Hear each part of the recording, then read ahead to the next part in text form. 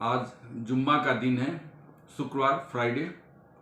और जैसी कि उम्मीद थी और हमने बहुत सारे अपने हाल के वीडियो में इसको बताया भी था कि आने वाले दिनों में भी क्या होने वाला है, कुछ अंदाज़ा तो मुझे था। और मुझे ही नहीं, मेरे जैसे बहुत सारे विश्लेषकों को ये अंदाज़ा रहा होगा। कारण कि आज क्या होगा, पहले संक्षिप्त में इसको समझ लेते हैं। उत्तर भारत का खास करके शायद कोई ऐसा शहर नहीं था जहां आज ट्रैफिक जाम नहीं हुई और नमाज से निकले, जुमा के दिन जो मस्जिद से निकले हुए नमाजियों ने हुड़दंग नहीं मचाया। चाहे वो दिल्ली का जामा मस्जिद हो, आगरा हो, मुरादाबाद हो, प्रयागराज हो, मध्य प्रदेश का छिंदवाड़ा हो, या वेस्ट बंगाल का हावड़ा हो, कोई स्टेट अछूता नहीं रहा। मुद्दा क्या था? मुद्दा था इनका वहीं ले दे के नुपुर शर्मा ने रसूल के शान में गुस्ताखी की। और मैंने पहले भी कहा था कि ये अभी जो कुछ हो रहा है इसका नुपुर शर्मा के बयान से कोई लेना देना नहीं है। ये समझिए, आज हावड़ा की सड़कों पर पुलिस के ऊपर देसी बम चलाए गए। रांची की स्थिति इतनी भयानक हो गई कि रांची का जो मेन रोड है उसमें कर्फ्यू लगाना पड़ा है। अब इनकी सोचिए, इनकी मतलब हिम्मत कितनी बढ़ती जा रही है। तो और ये ऐसा नहीं था कि इसके पहले वाले जुमा के दिन नुपुर शर्मा ने ऐसा कुछ कह दिया हो। नुपुर शर्मा को बोले हुए कम से कम 15 दिन हो गए, लेकिन हुड़दंग आज मचाया जा रहा है। मैंने पहले भी कहा था कि इसका थोड़ा सा विश्लेषण कर लेते हैं। पहली बात है, इस हुड़दंग का या उपद्रव का नुपुर शर्मा के बयान से कोई लेना देना नहीं है। नुपुर शर्मा ने वही कहा है जो आपके हदीस में लिखा हुआ है, और सारी तरफ जो भी इस्लाम पढ़ना चाहता है, समझना चाहता है, तो उसको ये जानकारी मिल जाती है नेट से। इंटरनेट पर भी ये सब कुछ अवेलेबल है। बात इतना ही है कि नुपुर शर्मा की आड़ में उसको बहाना बना करके, जो मैंने बार बार कहा है कि हिंदुस्तान के मुसलमानों का हिंदुस्तान की प्रगति से कोई लेना देना नहीं है और वो नहीं चाहते हैं कि हिंदुस्तान का विकास हो। मेरी बातें बहुत लोगों को कड़वी लग सकती है, लोगों को लगेगा कि सांप्रदायिक उन्माद फैलाना चाह रहा है, लेकिन रियलिटी यही है कि भारत के जो मुसलमान हैं उनका भारत के विकास से कोई लेना देना नहीं है, और उनकी मन की इच्छा तो यही है कि भारत कमजोर हो, इसकी शक्ति कम हो, ताकि उस पर वो हावी हो सके। और इसके प्रमाण के रूप में मैं आज आपको बताता हूं, मैंने कल भी कहा था कि ऐसा कौन सा हिंदुस्तानी होगा जो जब हिंदुस्तान की फजीहत होती हो विदेशों में तो उस पर खुश होता हो। प्रत्येक मुसलमान के मुंह से एक चीज बहुत कॉमन है, गल्फ कंट्री से बहुत सारा रेमिटेंस आता है। अब ये गल्फ कंट्री इनके बाप का हो गया। सोचिए, जब बात आती है कि भाई गल्फ में तो, सऊदी अरब में तो ये कानून नहीं है, तब कहेंगे कि हमें सऊदी अरब से क्या लेना देना, हमें पाकिस्तान से क्या लेना देना, हमें तो हम हिंदुस्तान की बात करेंगे, हमें हिंदुस्तान के संविधान पर भरोसा है। लेकिन जब इनके मन की बात निकल के आ जाती है, जब कोई प्रॉब्लम में हिंदुस्तान फंसता है। कतर जैसा छोटा देश भारत के राजदूत को क्या बुला के कुछ कह दिया नुपुर शर्मा वाले बयान पर, सारे मुसलमान उछलने लगे। अब देखिए, ये सऊदी अरब इनके पता नहीं इनका क्या लगता है, भगवान जाने, हमें तो नहीं पता है। कुवैत से इनका क्या संबंध है, कतर से क्या लेना देना है, ईरान इनका कौन है। लेकिन गल्फ कंट्रीज ने जो प्रतिक्रियाएं दी है उसको देखकर ये इतने उछल रहे हैं, इतने खुशी हो रहे हैं, जैसे लगता है ये उनके बाप दादे हैं। फिर भी ये कहते हैं कि हम पर भरोसा करो, हम पर शंका नहीं किया जाए। अब आप समझिए, कतर जैसा छोटा देश अगर कुछ कह देता है, ये क्या बोलते हैं कि वहां से रेमिटेंस इतना, ओवैसी की बात सुन लीजिए, रेमिटेंस इतना आता है, वहां से रेमिटेंस इतना आता है, इसकी चिंता है। लेकिन इन्हें ये नहीं पता है कि उस डेजर्ट को, उस मरुभूमि को आबाद किसने किया। मैंने पहले बताया था कि ये जो यूनाइटेड अरब अमीरात है वो कोई देश ही नहीं हुआ था, देश होता ही नहीं था। इंदिरा गांधी ने उसे देश बनाया। भारत ने उनको मिला करके एक यूनाइटेड अरब अमीरात करके एक देश बनाया, और उसको आबाद करने वाले भी इंडियंस हैं, और उसके बदले में वो रेमिटेंस, वो पैसा कमाते हैं, उसको इंडिया भेजते हैं। तो इसमें क्या कमी है भाई, इसमें क्या है?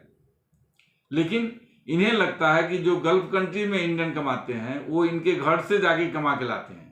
सोचिए, ये हिंदुस्तान में है, लेकिन हिंदुस्तान इनका अपना नहीं है।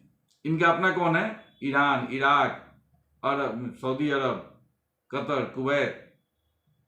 फिर भी इन पर भरोसा किया जाए, और जो हिंदू करते हैं वो करें, हमें उसमें आपत्ति भी नहीं है, अब स्वतंत्रता है जिसको जो करना है। लेकिन मैं कम से कम क्लियर हूं, इसमें मुझे कोई डाउट नहीं है कि हिंदुस्तान का मुसलमान हिंदुस्तान की भलाई नहीं देखना चाहता।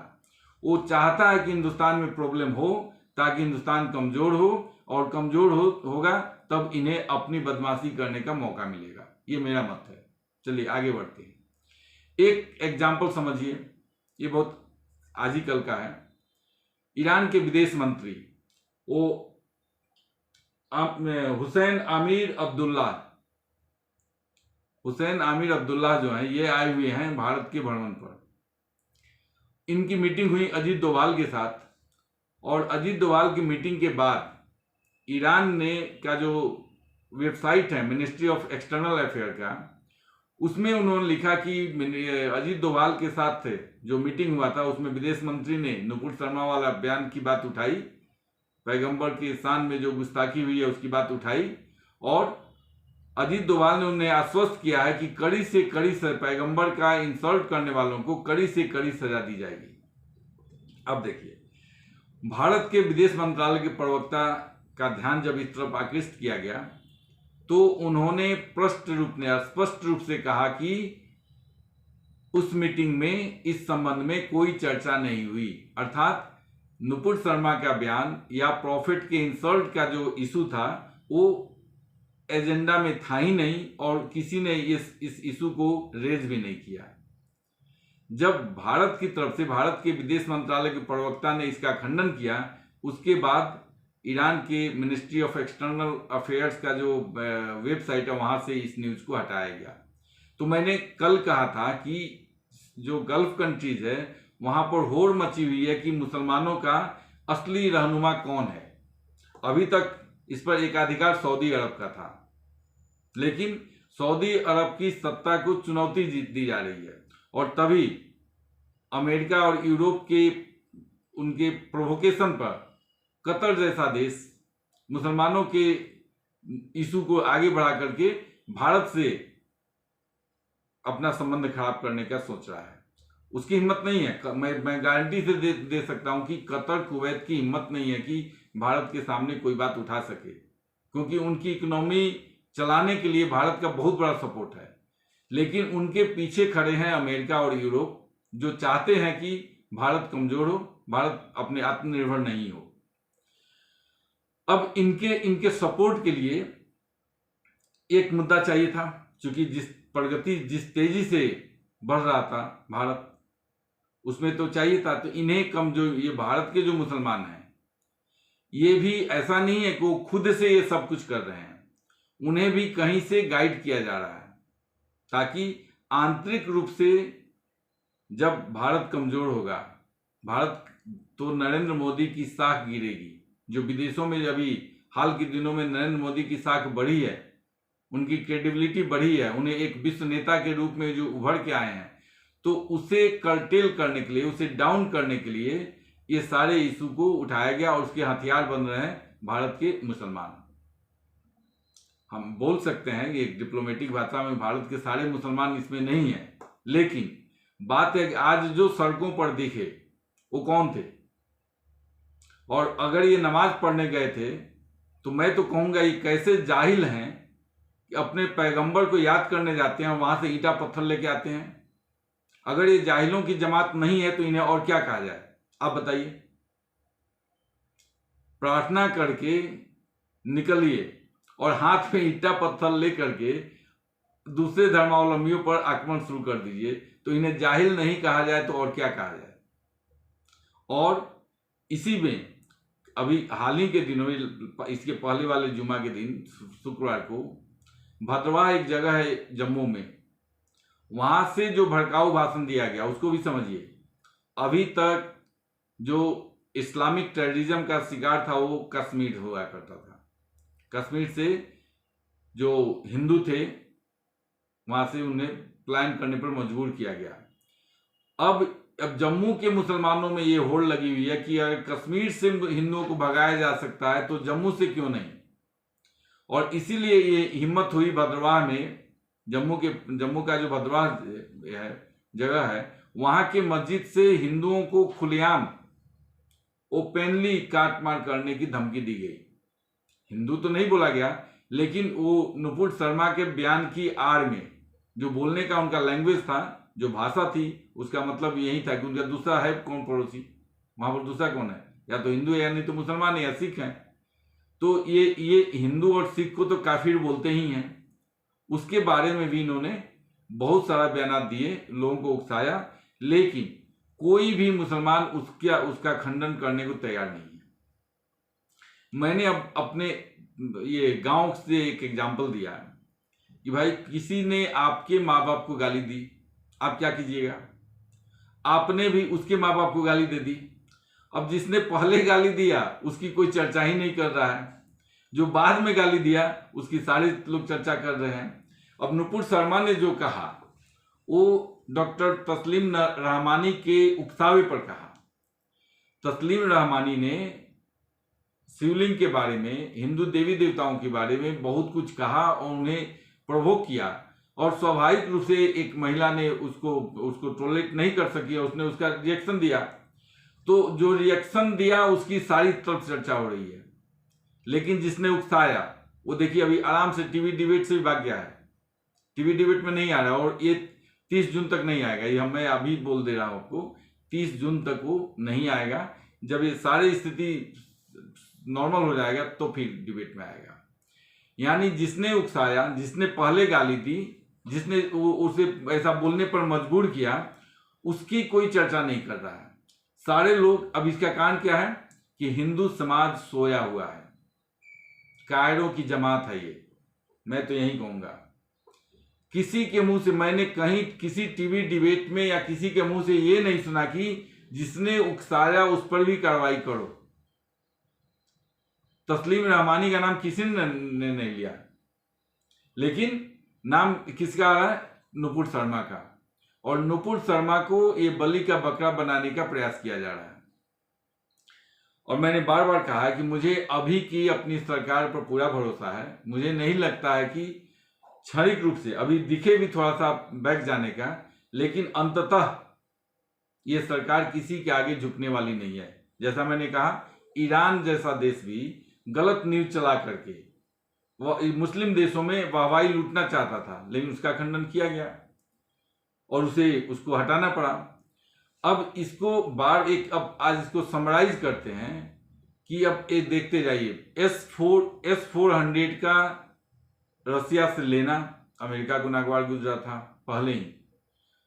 राफेल का फ्रांस से लेना वो भी अमेरिका को अच्छा नहीं लगा था।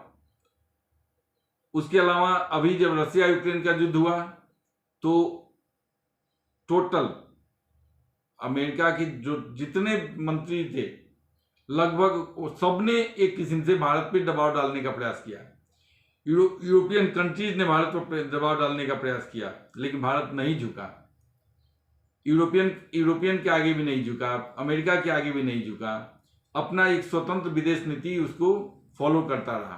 स्वाभाविक रूप से ये देश अब इसको एक इशू बना करके भारत को डिस्टेबलाइज करने के लिए अंदर के गद्दारों का प्रयोग कर रहे हैं। मैं यही कहूंगा, ये जो गद्दार हैं, जो गिद्ध की तरह ये मौका देख के बैठे हुए थे कब कोई ये मरे ताकि इनका भोज हो, तो ये वैसे ही चाहते थे कि कोई कुछ बोले। नहीं तो नुपुर शर्मा का बयान न तो ये पहली बार नुपुर शर्मा ने कहा है, न ये आखिरी बार है। हर आदमी अब और लोग पूछता है आखिर नुपुर शर्मा ने कहा क्या। जब ये बात कोई पूछेगा कि नुपुर शर्मा ने ऐसा क्या कहा, तो वो बोलना पड़ता है हर किसी को, नुपुर शर्मा ने ये कहा। और इंटरनेट पर तो ये भरा हुआ है, किताबों में लिखा हुआ है, आपके हदीस में लिखा हुआ है कि हाँ पैगंबर साहब ने ऐसी ऐसी शादियां की थी। तो इसको लेकर इतना हाई तौबा मचाने से भारतीय मुसलमानों का कोई फायदा नहीं होने वाला है। ये हथियार बन रहा है अमेरिकन और यूरोपियन कंट्रीज का, और कुछ हद तक पाकिस्तान का। और ये भी समझिए, अचानक इतनी भीड़ वहां से निकलती है और ईंटा पत्थर लेके चली जाती है, तो इनका इकोसिस्टम जो है कैसे काम करता है। मस्जिद में तो कोई इंडिविजुअल नमाज पढ़ने जाता है, लेकिन इनका एक व्हाट्सएप ग्रुप बनाया हुआ है। प्रत्येक मस्जिद में जो नमाज पढ़ने जाते हैं उसमें से जो कुछ लोग हैं, जो ये ऐसे ऐसे बदमाशी करने वाले, जो आपराधिक प्रवृत्ति के लोग हैं, उनका ये लोग व्हाट्सएप ग्रुप बना के रखे हुए हैं, और उसी ग्रुप के थ्रू ये सर्कुलेट करते हैं मैसेज। और ये ऐसा नहीं किसी एक जगह की बात है, ऑल ओवर इंडिया में सारे मुसलमान विभिन्न व्हाट्सएप ग्रुप के माध्यम से यूनाइटेड हैं। लेकिन ऐसा कोई तंत्र हिंदुओं में नहीं है। अब आज जो देवबंद में दिख रहा था, और जो मोटरसाइकिल उसमें जलाए गए, तोड़े गए, जो हावड़ा में हुआ, जो रांची में हुआ, इन सब का शिकार कौन होगा? मुसलमान तो होगा नहीं।